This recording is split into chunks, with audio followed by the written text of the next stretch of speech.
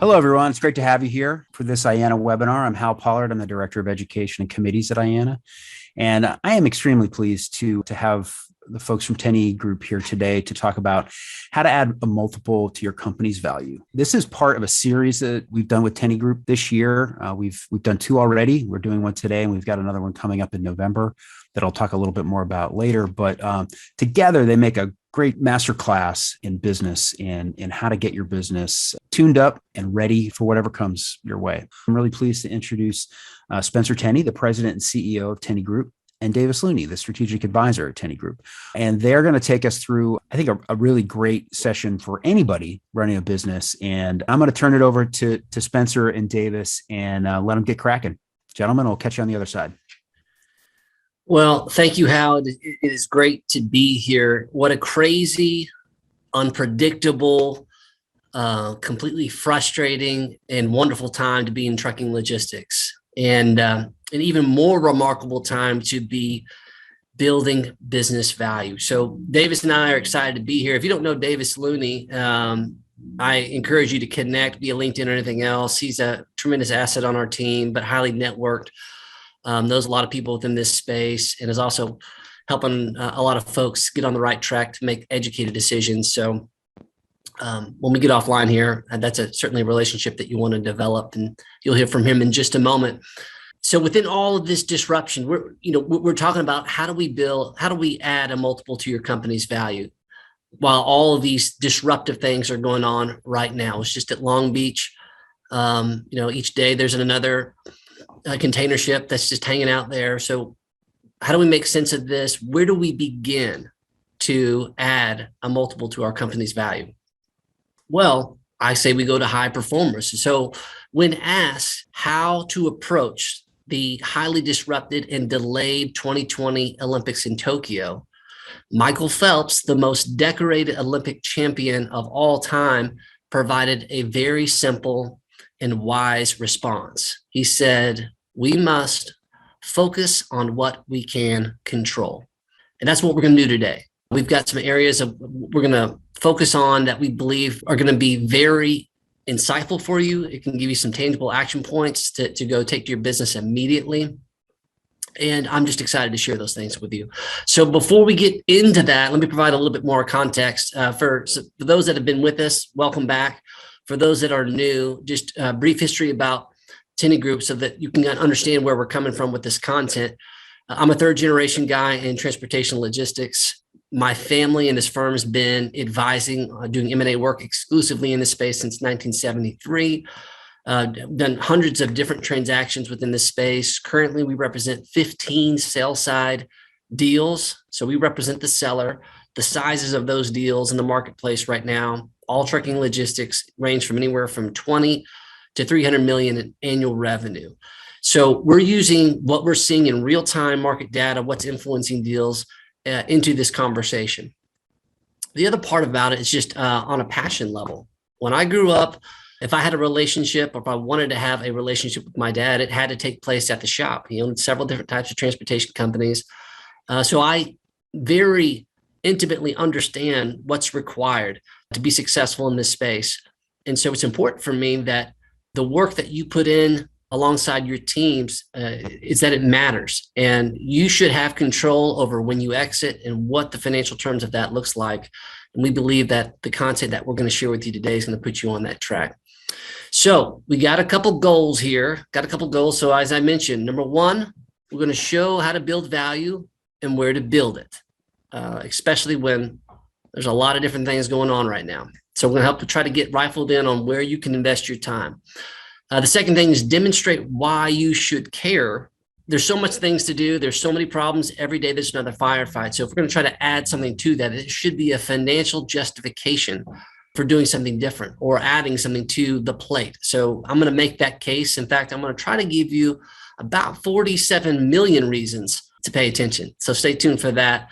And then lastly, we want to inspire bold action, because none of this matters if we don't come back here and redirect some energy towards something that over the last 48 years has reliably led to building value no matter what has been going on in the economy, the regulatory environment, politics, or even just the industry changes. So if you guys want to buckle up, here's a little foreshadow of what's to come. If we want to jump next into what we're going to do, as we mentioned, we're going to focus on what you can control. So there's 3 areas. Financial reporting, that's going to be the foundation.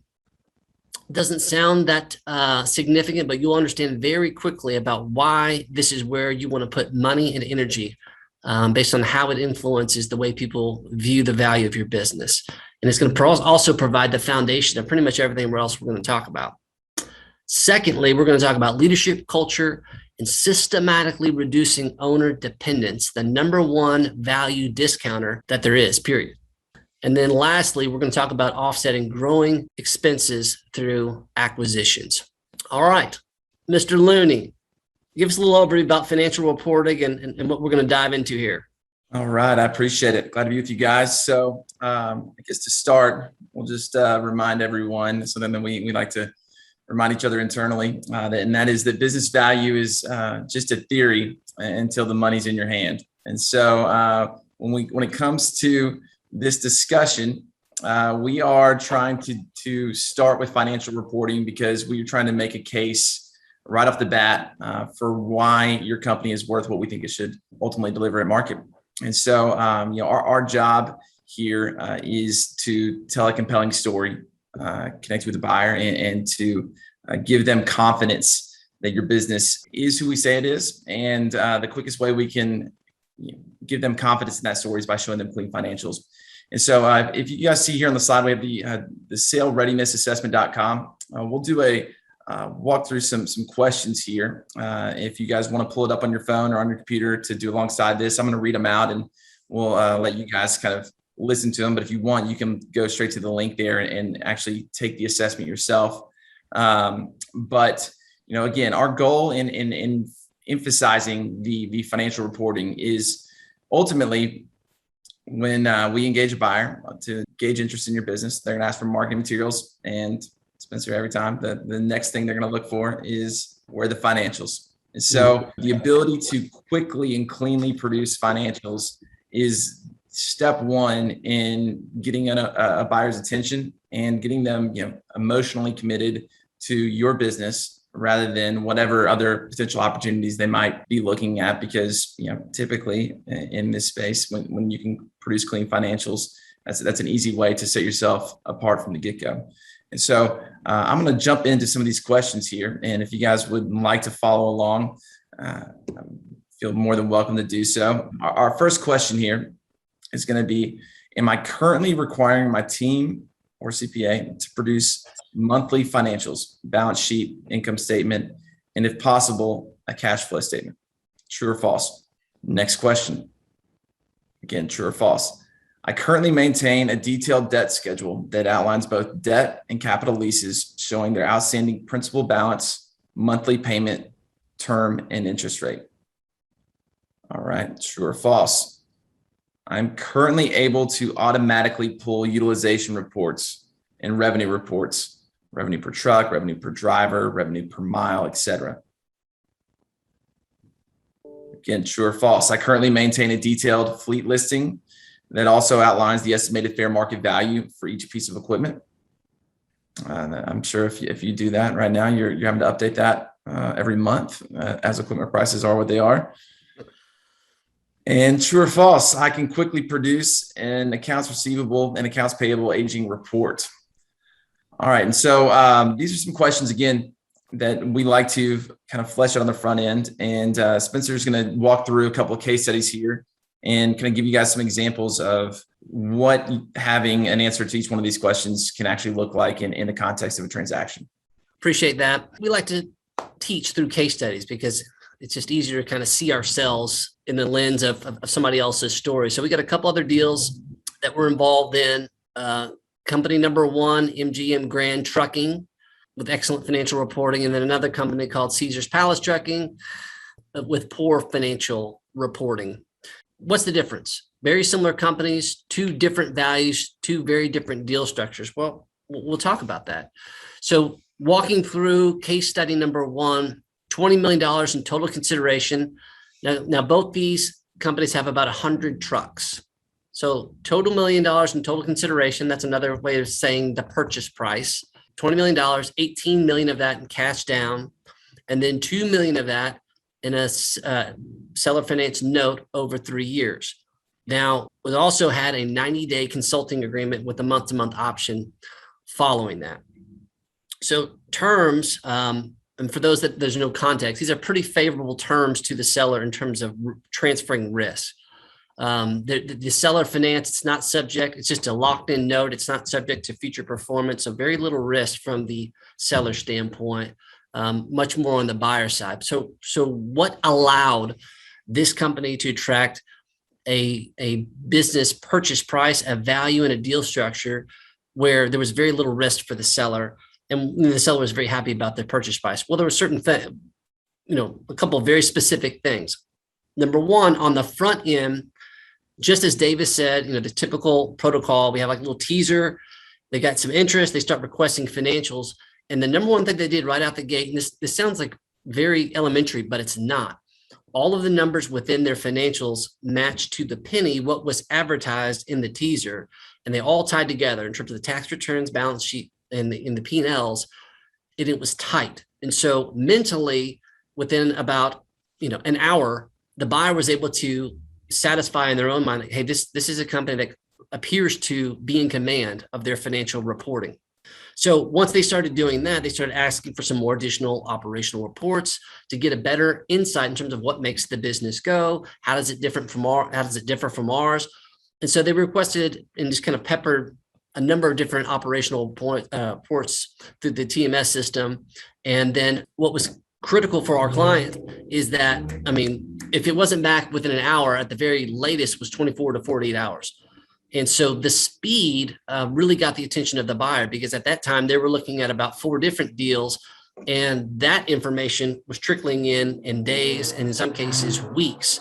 So it was a major differentiator right out the gate on the financial reporting that allowed them to divert their attention from these 4 other deals to our specific deal. And that's all our client. That has nothing to do with Tenney Group.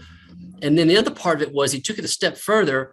The seller understood exactly what the buyer was asking for. We had a data room set up and said, hey, listen, I know that what you're asking for, and I understand why. I thought you would probably be interested in these 3 other reports that, different iterations, but kind of allow you to a different lens to look at the same KPI, just a different way to look at it.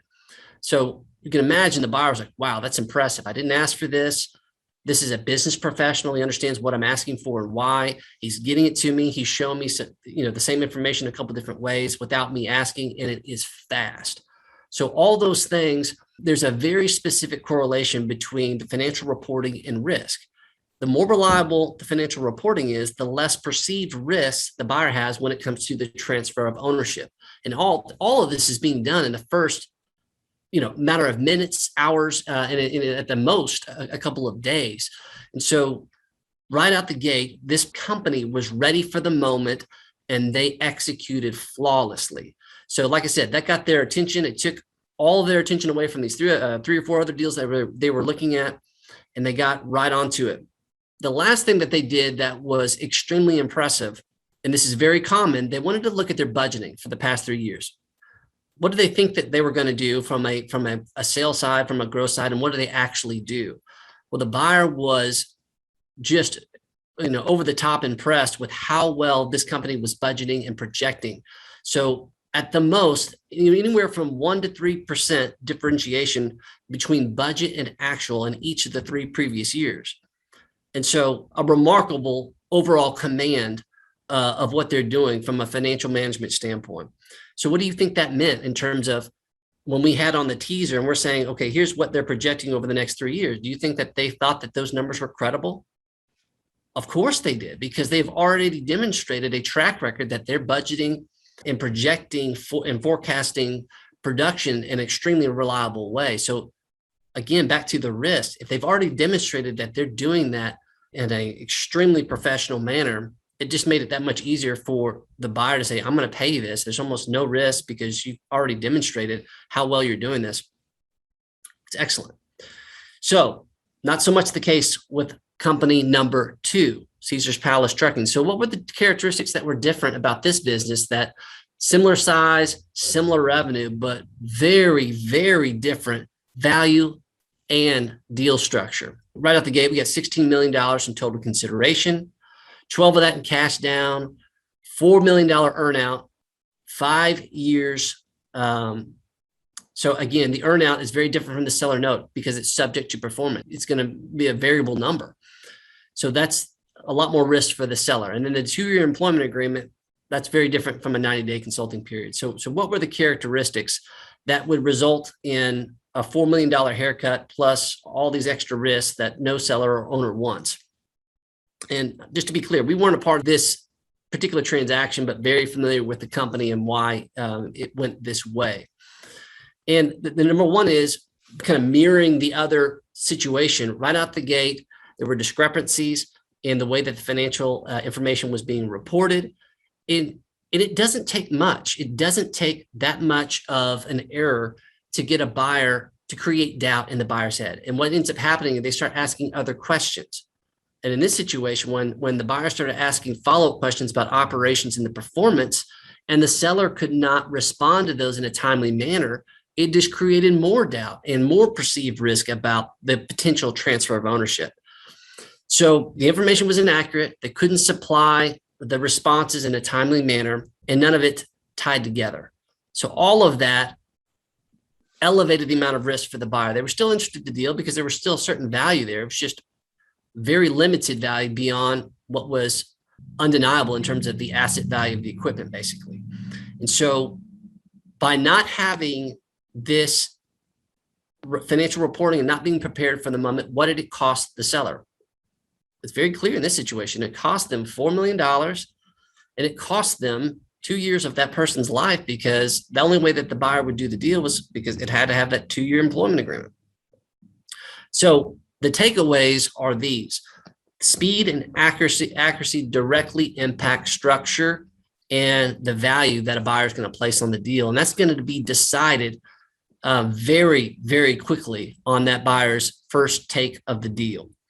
The other side of it is that I want you to take away is that the accuracy in which you're forecasting and budgeting, it's going to influence the way someone views the credibility of the way that you're forecasting and projecting in your teasers, the way that you're presenting the future performance of the business.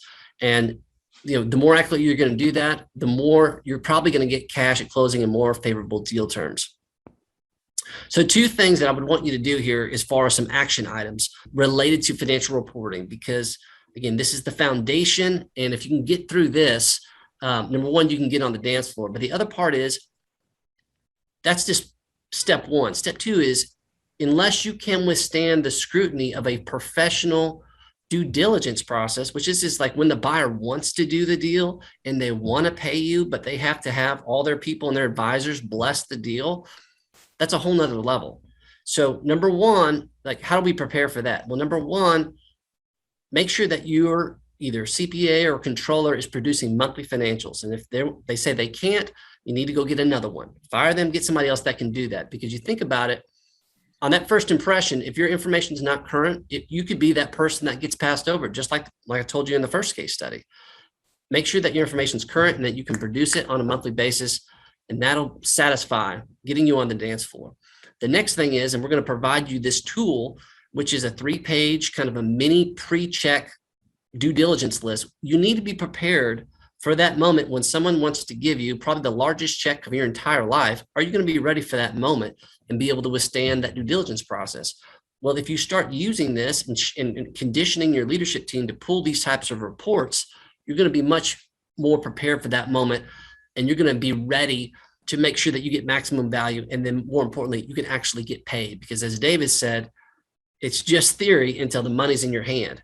So the financial reporting directly impacts how someone's going to value it, and even more directly impacts you actually experiencing it.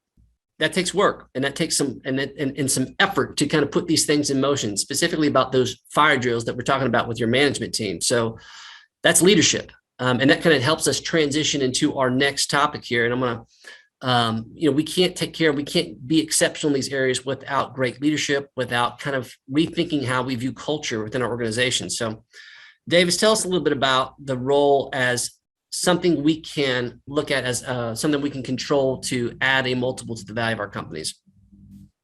Yeah. So jumped in with leadership culture and owner dependence. Spencer kind of mentioned at the beginning there, owner dependence is the number one influencer when it comes to being able to create an additional multiple here. Typically, there's a lot of, especially in this industry, a lot of companies who, business started with a driver and a credit card, and the owner looks up after 20, 30 years, and they've had to do everything, be everyone, wear every hat in order to get the business off the ground. But as the business continued to scale, they also didn't replace themselves in some of these roles. And when a buyer's looking at it, they're saying, okay, well, this is a great business on paper, but what's this business look like when this owner's gone? And that's where the leadership and the culture portions come in, particularly. And so, Spencer's going to hit some additional points here, but one thing that he's mentioned in the past that I think is worth highlighting again is the fact that culture is not just a bunch of ping pong tables and snacks in the office. While those could be good things, that is not what ultimately culture comes down to. And especially right now with the labor shortages being what they are, both on the driver front and just in the talent front. If you're looking for competent, managers within your business, they're hard to come by too. And we hear a lot about the driver shortage, but talent is a highly competitive market right now as well. And so, companies that actually invest in their people, that know that the drivers know that they're cared for, that they have a role in the company beyond just picking up the load and people know their name, that they are part of the business as a whole. That goes a long way. And so you see that play out really quickly when you look at driver turnover numbers, and that's a direct reflection oftentimes of culture. Now, that doesn't mean that the market at large isn't playing a role into that. And if you're seeing a dip this year, you're not alone. That doesn't mean that you need to completely revamp your culture. But I think those are areas that we constantly want to be hitting on. And then just leadership. Who are those people that you've identified that can take on additional tasks?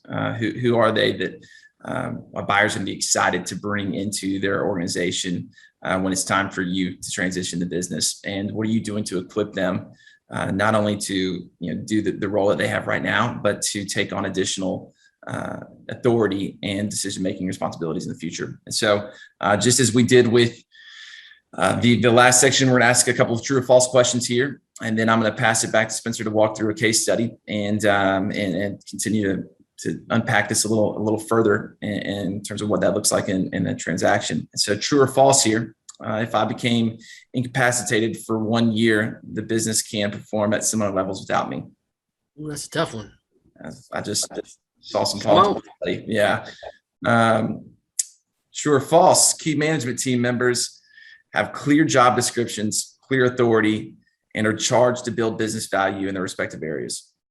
And I guess we'll throw an asterisk here, Spencer. Let's add that those are updated. They've been updated since 1995. Let's do that too. So that's the job description is a real reflection of the job they're performing. That's right. Okay. So true or false: my key leaders have signed non-competes and/or non-solicitation agreements. True or false: my business has a clear and vibrant company culture that is focused on drivers, and which results in turnover well below industry norms. And then true or false: the average tenure of my management team is over 7 years. All right. Pass it back to you, Spencer, to kind of talk through this next case study. All right. Well, thank you for that. And again, that doesn't encapsulate everything, but the thing that we've developed with this sale readiness assessment is to try to get you thinking where there's some obvious gaps. And I hope that you'll dig in a little bit more after you do that. So here we are again, two similar companies, two very different values and structures. Both these companies that we have listed here have annual revenue right at about 100 million. Very, very different purchase prices. So let's walk through company number one here. At the time of closing, one of the most impressive cultures, least amount of owner dependence I've probably ever seen. And that's reflected in terms of the way that this deal was valued and structured. $75 million in total consideration. That was cash at closing with a partial holdback for 1 year, which is pretty customary. There's usually some type of holdback, which is not subject to performance. But if there's just any type of element that needed to be trued up or accounted for, that's a pretty common condition. And then the 1 year consulting agreement, which was 20 hours per week, which for a company of that size, that's pretty customary. But really, after the first 3 months, that owner was not needed or requested again in that whole year. So what were the characteristics of this company's leadership, culture, and level of owner dependence that would allow them to attract that type of outcome within an M&A environment? And so going through that same process, using the financial reporting as the foundation, because that's what allows us to get on the dance floor, they just crushed it. They were, exactly like the other folks, but times 10. I mean, anything that you can imagine that they would have done, they were faster. And every type of variation of report, they could produce it. And what happened is it was so impressive, it affected the way that the buyer was looking at the deal. Initially, they were looking at this deal as a potential bolt-on to an existing similar company that was acquired about 18 months prior to our client's deal. But on the first impression, it was so impressive. They said, well, maybe this is not a bolt-on. Let's dig in here a little bit and let's look at the people. What's making this thing go the way that it's going? And they wanted to get and connect with some management teams and get a feel for the leadership team. And the leadership team did not disappoint. And for those that are unfamiliar, it's very common when you kind of have a general idea, some interest, if it's a larger business, and depending on how it's going to be strategically integrated with another company, just you need to get a feel for the management team, leadership, culture, how it might play a role in the new company post-transaction. So they had some management team, it's about 10 or 12 key leaders within the organization. And they were so impressive. Anything that you can imagine, they were in total command of. And some of the observations that the buyer had about this culture was very clear. They all had very clear job descriptions. They had very clear authority. But one of the biggest things was this innovation that was coming out of this group. And it was largely part because the culture was set up in such a way where best idea wins. There were no silos. Anybody had the ability to challenge one another to get to the best idea, no matter if it hurt people's feelings or whatever the deal was, but there was a combined, consistent interest in being the best, whatever that took. And so they challenged one another, they pushed one another, they required much from one another, they loved one another, they cared about the success of the company. But there were also some other things.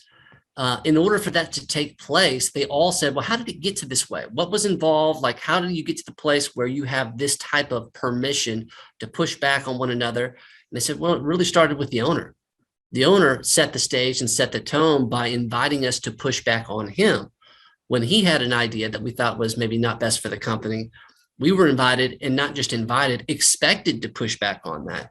And so you can imagine about when that type of leadership is providing setting the stage for innovation to take place. If there's no fear to push back on ownership, you don't have to feel fear about your job or potential career advancement opportunities, because you're just being honest and truthful about what's being said in a room about the future of the business.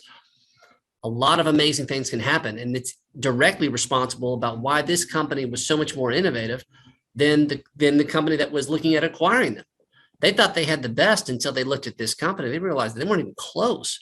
They immediately recognized, like, this is the platform. This is the foundation from a people and a talent standpoint that we would want to build on, not our own people. So, and that could only have happened with, the owner taking the leadership, providing and creating the environment for that type of innovation to take place and creating those standards. But the one thing that stuck out the most, as far as what the leadership team shared with the prospective buyer about what was influencing their culture, to the degree that it was about creating innovation, being an industry leader. And they said very clearly, hey, we have clear job descriptions, we have clear responsibility, very clear performance expectations. It's all documented. We communicate about it regularly. But the most important thing is when we mess up or if things don't go the way that we hope that they go, our owner shows restraint in taking back that authority. No matter what happens, he trusts us to get it right, make the adjustments, and get it done. And I can tell you, as a business owner myself, that's one of the hardest things to do, period, to provide that type of trust and to show that type of restraint. But in this case, that's what was allowing that trust. It was creating speed. It was creating innovation. It was allowing this company to have double the numbers with this from a net earnings versus with the same amount of sales as the company that we're about to talk about. So very clear, distinct benefits. So this other company, what was different? What allowed company one to secure an outcome that was literally $47 million more? Because the culture is what trickles down, all the things that affect the net earnings of the business. Well, right out the gate, this is heavy owner dependence. This is not a deal that we were associated with, but very strong understanding of the people involved, strong relationships and history. It's very clear about 3 years ago, talking to this owner, trying to encourage, that like, hey, let's, I think there's things that can be done that can enhance your future business sale. And he knew it. And he said, I know exactly what I have to do. I know what it is. And he told me bullet point by bullet point what he thought he needed to do in order to be more sellable, to attract another multiple plus and have a better structure. But in reality, did it get done? No, it didn't. And he didn't need me to tell him what to do. He knew what he had to do. It's just very difficult. He didn't get it done. He didn't make the commitments to his culture. So what did that look like? Well, he had top talent. And I remember 3 years ago having side conversations with some of their management team and just understanding that, this is going to be a problem because they are demoralized. They're being stifled from a creative standpoint, from innovation. They're not being allowed to grow and to advance and to help the company grow. And so sure enough, within that 3-year time frame, he lost 3 critical leadership team members. So when it came time where the owner was completely burnt out, he'd even exponentially increased the amount of dependence on himself. He just had that personality that he just loved the business and couldn't help himself from a micromanagement standpoint. He had to be involved in every decision. And it was his love and just need to be involved in everything that alienated his best people and pushed them out. And it's also what created the most risk from a transfer of ownership standpoint when buyers ultimately started looking at the business, because we pull out the owner, the whole thing kind of crumbles on itself. And that was something that the owner knew. He created that environment. He owned it. But the thing that I need people on this webinar to understand is that's 100% avoidable. No matter what's going on in the economic climate, these are things that you can control and have 100% impact in changing the way that culture functions. And so big money, 47 million reasons to get serious about reducing owner dependence, about doing the things necessary to get out of the way, to empower your people, to communicate specifically what are the performance expectations, and move forward. Because when you do that, the money is undeniable, how it trickles down to the bottom line and ultimately attracts offers. So we'll move on to that next slide. I want to just kind of, we've addressed some of these things as far as the key culture observations that attract value. Multiplier versus diminisher. What you saw, what was different about the first company is that it was an environment where the owner was a debate creator.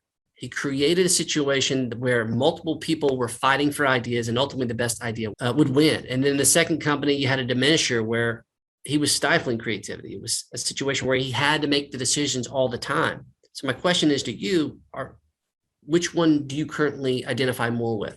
If you feel like you're more so on the diminisher, this is a tremendous opportunity to start making foundational improvements to your business that will be immediately obvious to a buyer once they start looking at your business, and they will value it accordingly.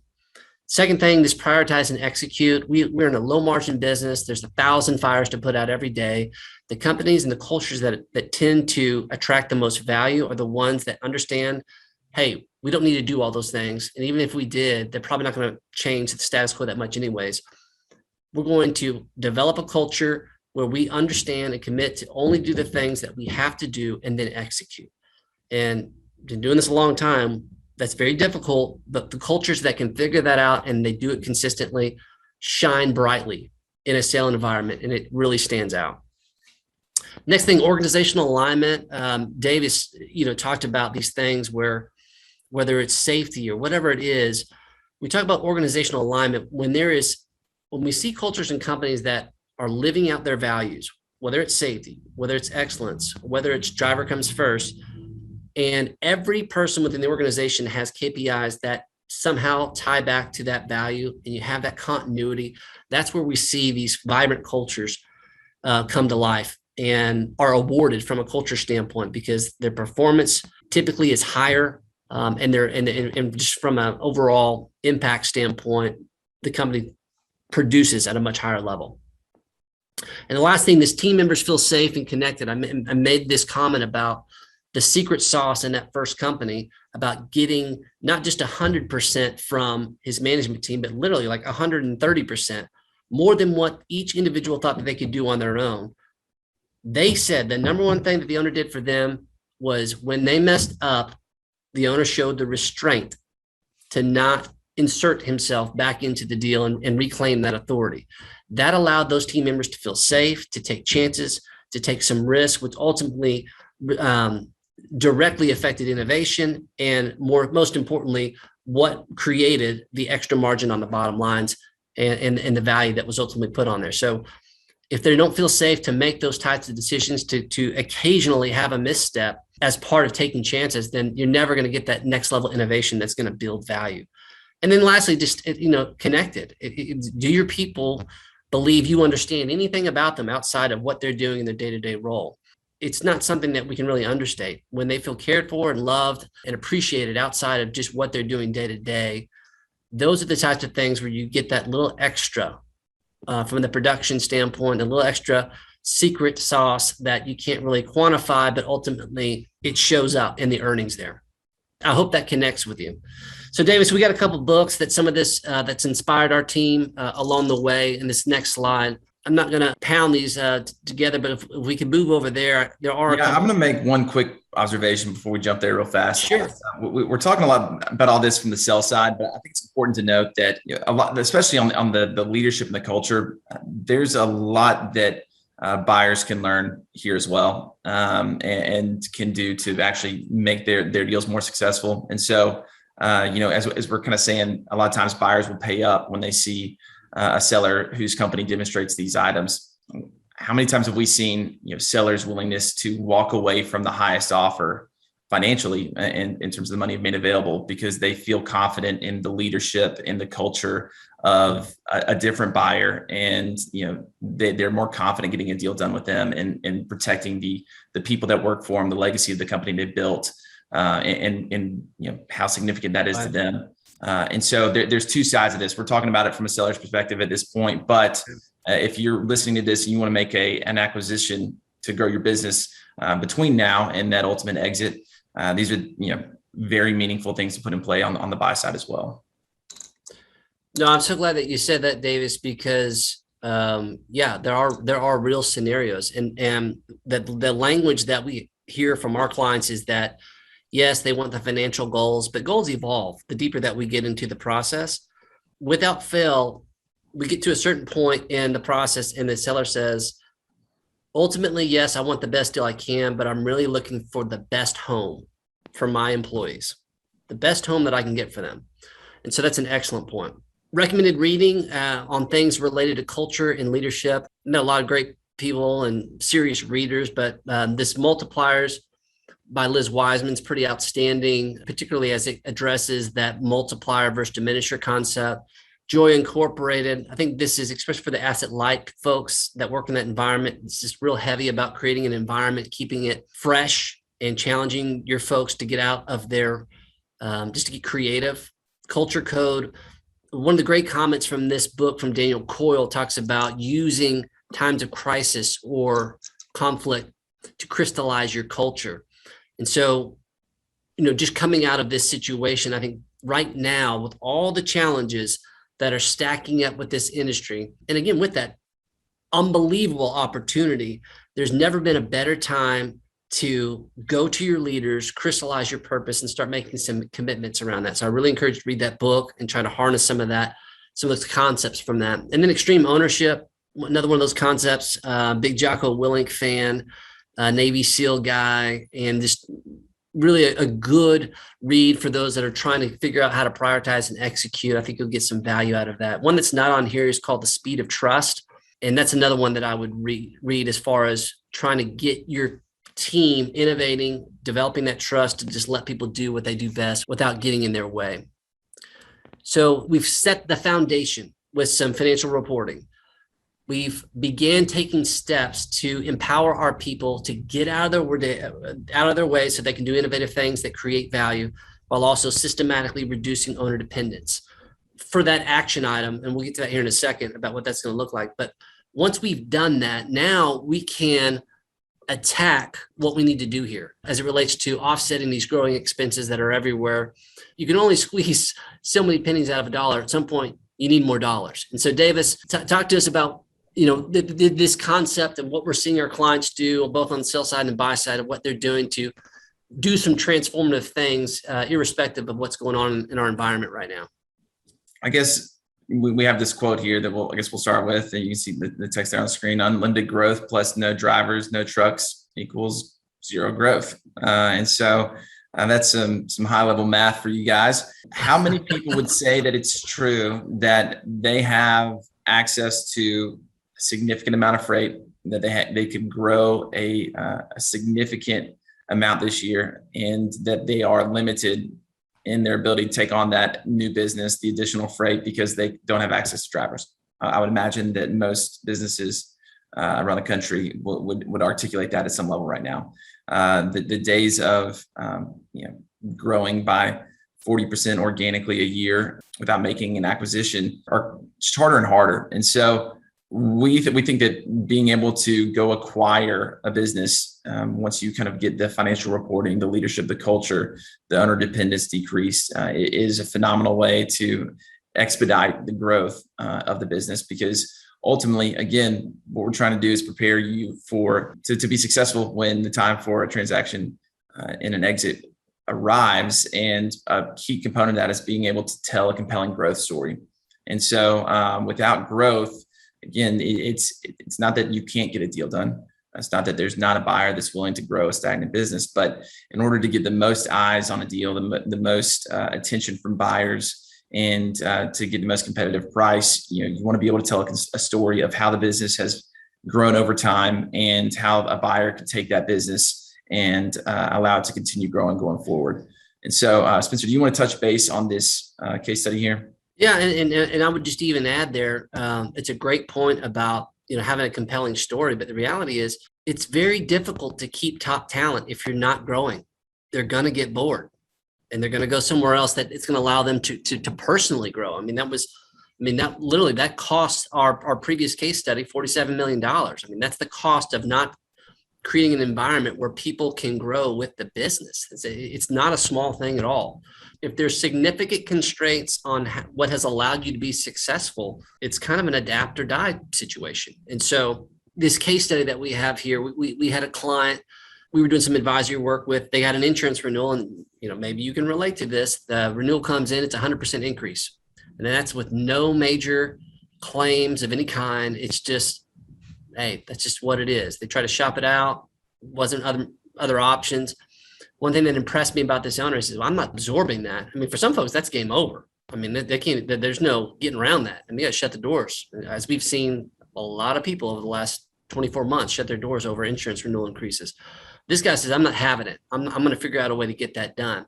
And he says, hey, can you help me acquire a competitor? I believe that in order to address this problem that I can't control, if we go get this other, we acquire this other company and we change the risk profile, I think that we'll be able to bring this insurance expense as a percent of sales down. In theory, it was a really creative idea. We were happy to go help them execute. So we put this in place. We go out and put it together. And in part of due diligence, we go shop. What's the combined cost of the combined risk? And do you think that it went down? No, it didn't go down. We can't control that. So it actually went up by $1 million, which was like, well, that didn't work out. But because we added more dollars to the equation, although we couldn't squeeze any more out of that dollar, we added more dollars. And there was all these found efficiencies between the two companies that more than offset even for the additional $1 million in the increased deal. So not only did he address a very significant problem that he had no control over the source of the problem, he did have control over the means for which how he could go offset that. And it wasn't directly through insurance expense. He had to go find the offset and the value creation ability through some other avenue. And that's exactly what he did. So long story short, the two combined deals, even with the added insurance expense, because of all the synergies post-transaction, this business owner created about $11 million in net business value after the additional fleet debt on the balance sheet. And so a significant move, and it's a demonstration about how do you go attack these problems, stay relevant, and stay out in front of the competition that are not making those types of moves. And that's how you do it. It's just about mindset. It's about looking at things that are relatively simple and putting some action around them. So there's some formulas here, Davis, that, again, not designed to be condescending, but sometimes we need to kind of simplify some things, but just kind of walk us through this so that we can make some sense of this. Yeah. So starting at the top, if your revenue is staying consistent, but your expenses are increasing, what's the result? You end up working harder for a lower valuation. If your revenue is increasing, but your expenses are increasing, what's happening? You're working harder for the same valuation.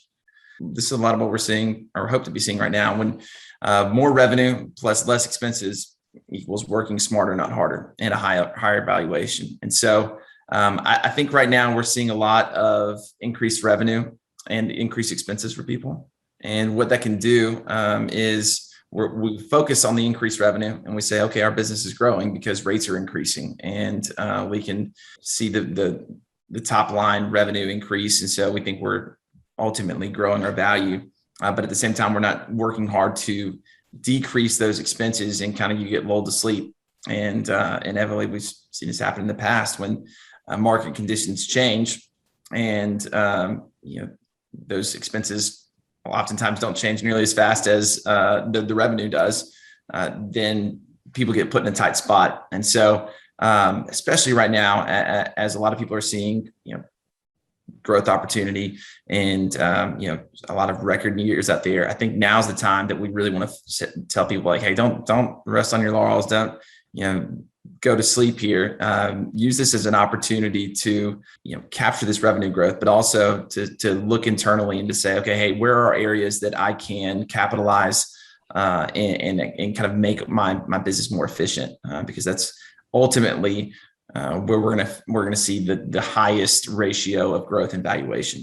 No, I think that's excellent. And I just want to encourage the folks on here that maybe there's some first time folks that have never done an acquisition before. This last year, about 9 months ago, we had a client of ours, 50 years in the trucking industry, one of the most innovative companies in the country, innovator, leader in all different ways, but had never done an acquisition until 9 months ago, because they never really had to. They found it pretty easy to grow organically, about 600 trucks, maybe more.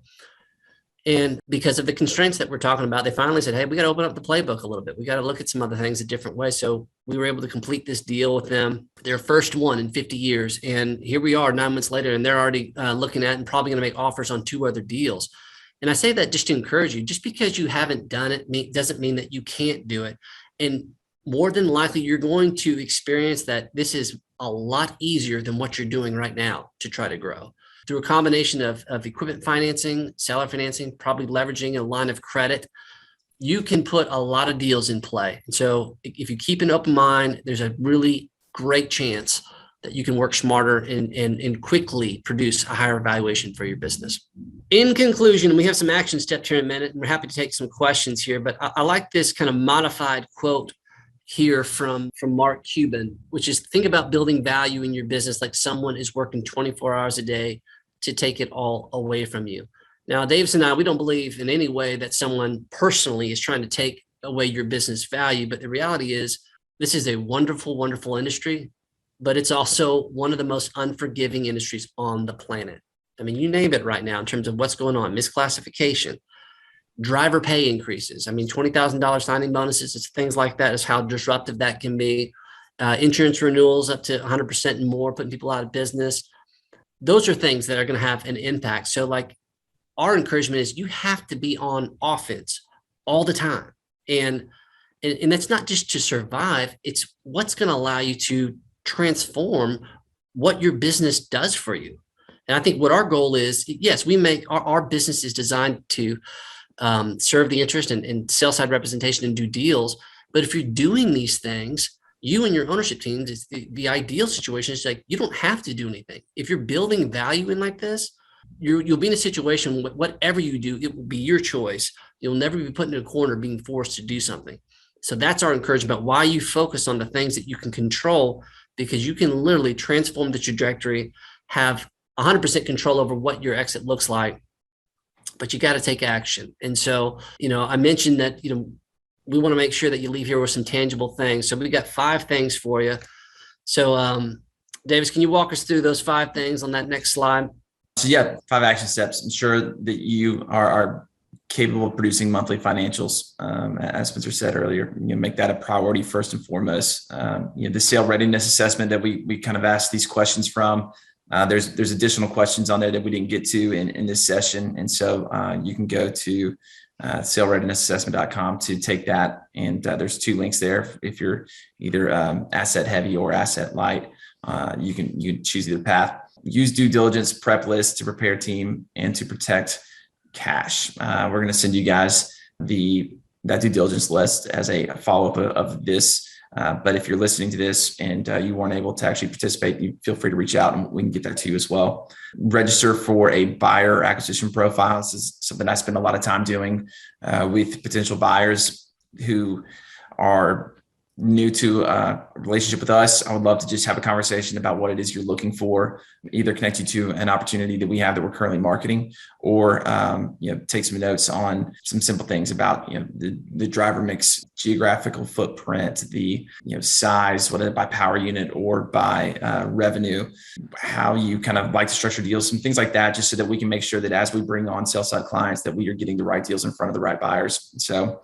if you are looking for something in Intermodal in upstate New York, we're not going to send you a reefer carrier that's in California. Those are some things that we can do to be a little more efficient there. So, and then just update job descriptions for your leaders. Again, make sure those job descriptions accurately reflect the jobs that are being performed. Yeah. And I would say specifically that with that is to transfer some of the responsibility that you now own and take that to your leadership level and spread that out. And this is part of a systematical process of reducing the company's dependence on you. And then schedule in 6 months, do it again. Start small, but start shifting those responsibilities and power to the people below you. And you will be on the path to adding a multiple to your company's value. Hey, we thank you guys for listening. We'll stick around for as long as you guys would like for some questions, but we really appreciate the opportunity to share with you. Gents, that was great, man. That was a little MBA speed course. I do encourage folks to check out that reading list that you guys provided, because there's some really great stuff there that I think will help get your point across, especially in regard to culture and building that culture and trusting your leadership team and empowering them. And culture goes a heck of a lot deeper than just foosball and juice bars, as you said, Davis. So we do have a couple of questions. Out of all the factors that you guys have talked about and you see every day that drive value, what do you see that influence value and structure the most right now in this kind of odd time that you talked about that we're in? I would say that historically, last 48 years, the things that have had the most is growth. Is the company growing? Because that in itself is the investment in the business is counting on the growth to help hedge against what they invest in the business. Because if it doesn't grow, think about this: if the business is flat, if there is any dip in performance, the buyer's going to get killed. So part of the risk assessment is in how they can justify paying you another multiple or more money in general. If it's growing, that is the pathway to make that available. If you're not growing, they have to protect themselves. And so number one, that's why we're so passionate about hey, if organic growth is great, double down if you have the ability to do that. But if you're not, you need to start integrating some other things within your playbook to go execute, because it's very difficult for a buyer to be aggressively value your business if there's no protection on the downside, if there's some type of unpredictable dip in performance. No, that makes a lot of sense. And I love the way you guys use case studies, because it really puts it into perspectives that everybody can understand. And in terms of the valuation that different buyers have when they come to a value conclusion on the same business, and sometimes they can differ, how do they arrive at that? Like, could you give a little insight into how those buyers kind of come up on those different valuations? Typically, right now you're going to hear most deals summarized as, a multiple of EBITDA. And that's definitely, if you read Transport Topics or CCJ, any of the Freight Waves, any of the articles you see out there, there's going to be something referenced that the deal was valued at a multiple of EBITDA. And I'd say that's true. That's always going to be a way to summarize a deal. But a lot of times, you can arrive there by, especially right now. I mean, if you look at the fair market value of equipment and the value of drivers transitioning into a business, you can quickly value a deal just on the back of a napkin of, hey, this is an easy way to say that buyers are going to look at a deal like this. When some other key value drivers are going to be, the management, as we discussed, the growth opportunities.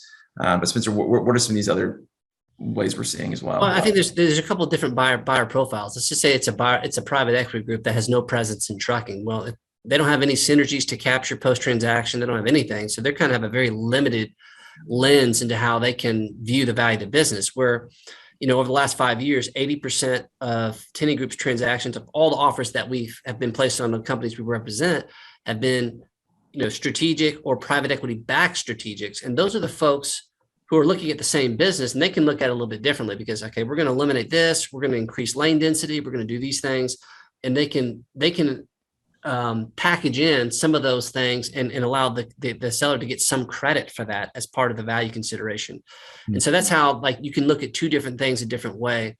But there's also just, sometimes it's just like, hey, I had 200 drivers walk out on me. I got a lot of pain right now. So I'm looking at your business much differently than the next guy. So I think that everyone's bringing their own stuff to the conversation, and depending on how much pain they're in, they could look at it in an entirely different light.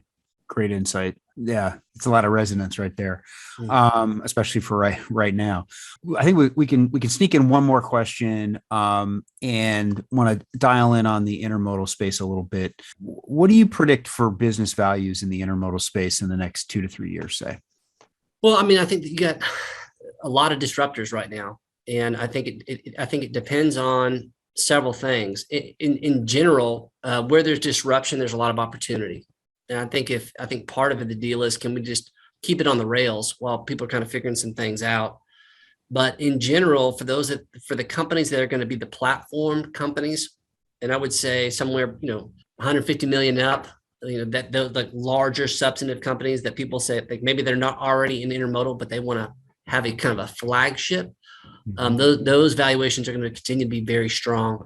In general, I think that there's going to be, if there's drivers, if there's equipment, if there's talent, it appears that the capital markets are going to hold up. I mean, we haven't had an interest rate increase, a significant one, in over a decade.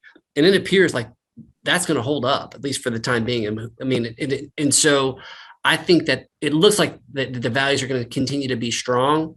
But in general, I think that that's going to be more true for the companies that are like 50 million and up. For those that are smaller, they're going to have leaner operations. It's just going to be very difficult for them to hold on, because all the costs are increasing, all the driver pay, all these other things. So again, if they're not offsetting these things, the valuation trends may be exactly the same 2 or 3 years from now. The question is, can you protect your earnings over that period of time? Yes, rates are going to continue, like maybe they hold steady. Are you doing the things necessary to offset those expenses? Because if you're not, like, the valuation approach hasn't really changed. It's just your earnings have been affected in a way that you're going to be penalized for. So I think that's the challenge. And if you can take care of that, I think it's very positive for business owners if they can do both those things.